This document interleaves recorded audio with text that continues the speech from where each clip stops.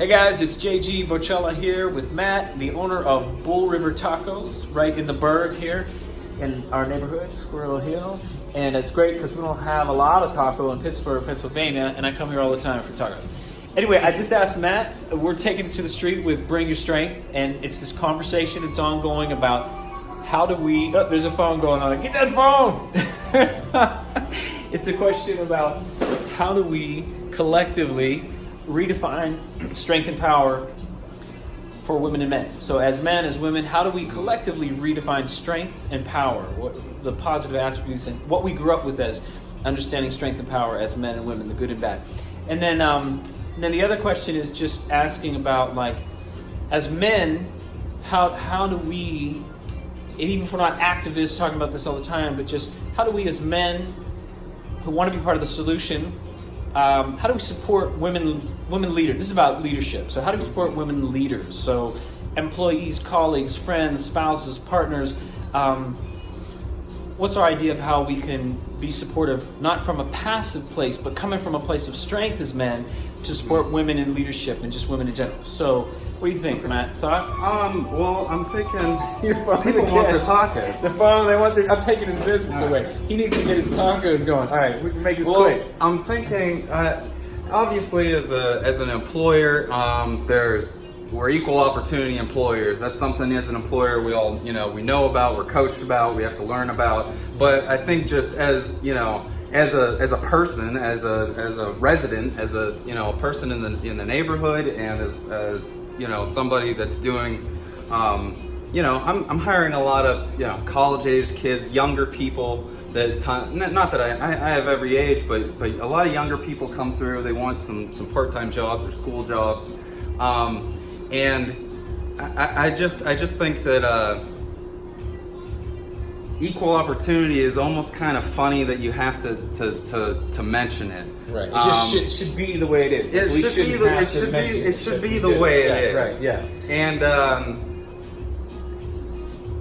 there is. I've never met anyone working in this industry where the thought of gender came across whether they could do a job the same way. Yeah. I've never thought that way. Okay. And I think, as an employer, my way of, supporting, females in leadership and all that, there are, men and females that want to come through and they want to rise up, they want responsibility, they want to, manage a shift, become a shift manager or something like that. I think as a man, we have to understand that no matter what we think, our brothers, fathers, sons, not everybody is, going to be as, not everybody has our same mindset and so receptive and so, understanding, and there's going to be, I've seen in my career, I've seen, sexual harassment. It is something that happens, especially in the restaurant industry. And as a man, somebody that needs to support women, I believe that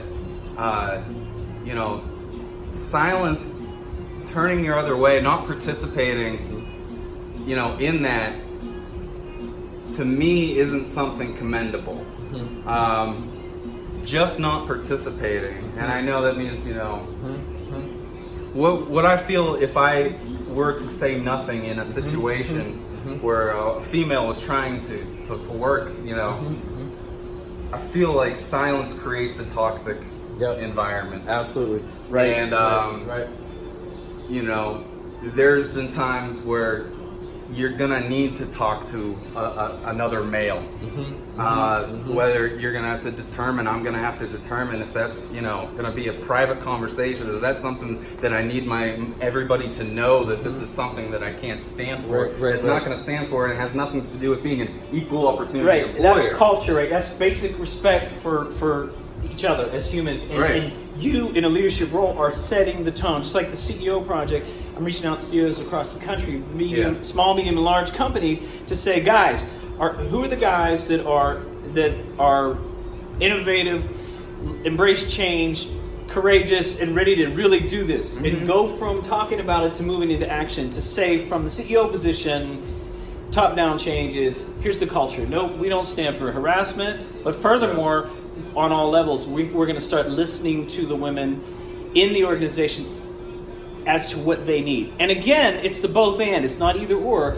We've got to, really, we want to get to a place, right, where it doesn't have to be a conversation. It's not like women leaders and men leaders. It's just like great leaders or teammates. And it's not about dividing it. But since we're still stuck in a world that's sexist and racist to varying degrees, where people who aren't in the quote-unquote majority of leadership roles are still dealing with this, we've got to be proactive and step up, right? So basically what I hear you saying, and it's interesting because I see that as, we're talking about redefining strength and power, I see that as a demonstration of strength. So for you to say, no, it's not good enough for me just to not partake or to, you need to call it out. Yeah, I've worked in enough restaurants where I've seen it, and I think, I've worked in restaurants since I was, a teenager, and I think it's almost like it's a reflection of society, I think, and how we progress it. But just from what I know, a kitchen mentality, there's been a culture there of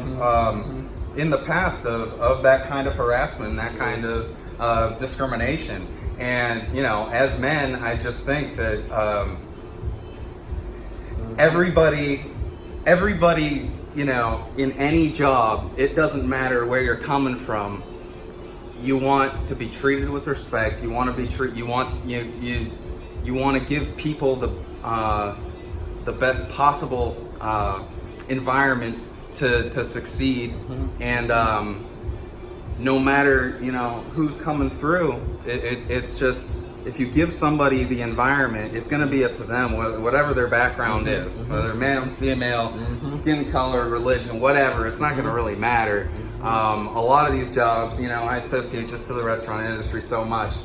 It has nothing to do with it. Yeah, it's just that's basically every job out there. Yeah. But from what I know in the kitchen is this culture is changing. Yeah. It's changing for the better. But it's definitely there. This is definitely one of those industries where it does require leaders that are men. A lot of the time that historically have just been in those positions. In a lot of kitchens, and I've seen that in my career, and I've seen some good leaders in my life that have been examples for me, and I think just passing that along. Sometimes the best part of leadership is just by example. It's not necessarily preaching. Right, exactly. Right. And well, let me ask you this quick question because we're going to keep them brief. I'm trying to keep them digestible. So, quick question, last one. So, going from this idea of standing up against harassment and that kind of stuff, how do we then take it the next step to not just harassment, but women's leadership and advancement and like equal pay and beyond equal pay, but just how do we go to actively supporting women that we know? And maybe I'm wondering if it starts with this question of asking them. Part of this whole project is like how I've been asking women leaders all over the country for the past 2 years, how can I powerfully support your leadership vision? And the men in your organization, if they ask you this one simple question, how can I actively support your leadership vision? So what do you think you could do, not to put you on the spot, but like men in general, how do we go from beyond just, hey, calling out harassment to then taking a step further to supporting the leadership visions of women and actively, helping them advance?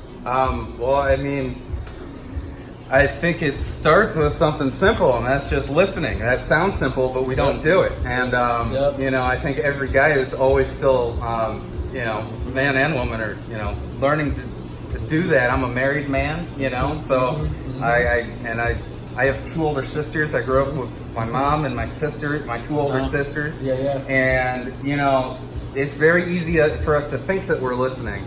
But active listening is something that takes work. And, so listen, that's so key. And so many women have told me that. And the other ones I've also been, when talking to folks about, is men who are saying, well, then what do I do? And so on and so forth. And then I say the shorthand is listen, believe, and trust. And then I want to give shouts to Emily LaDoucier, who was part of the Good Men Project publishing or editor, I think, on Good Men Project, Emily LaDucia. She's the one who told me trust women's leadership. So this idea of trusting the leadership of women. So I like you're saying listen, and then it's believe, whether it's about harassment or how can you support it. Just listening, believing, and then Ask trust. questions. Yeah, ask questions. Okay, good. Yeah, ask questions. Yeah. No matter what you're doing in life, I think we should treat this. No matter if you want to progress, how do we do by asking questions, failing, and learning from our failures. Perfect. Awesome. Yeah? Yeah, absolutely. All right. Thank you so much, Matt. Now listen, let's do the shout so people can find you on social media if they're local, but even across and say hi or whatever. So you're at Bull River Taco. What are your social Bull media River stuff? Taco, Squirrel Hill. We're on Facebook, and please, you can find us and review us. Find all our number, contact information on Facebook, Yelp, and Google Business. We're on there. Working on the Instagram thing, but my name's Matt. Come see me anytime. I'm never out of talking. All right. Thanks a lot, Matt. Appreciate it, man. All right. See ya. Thank you, brother. No All right. problem.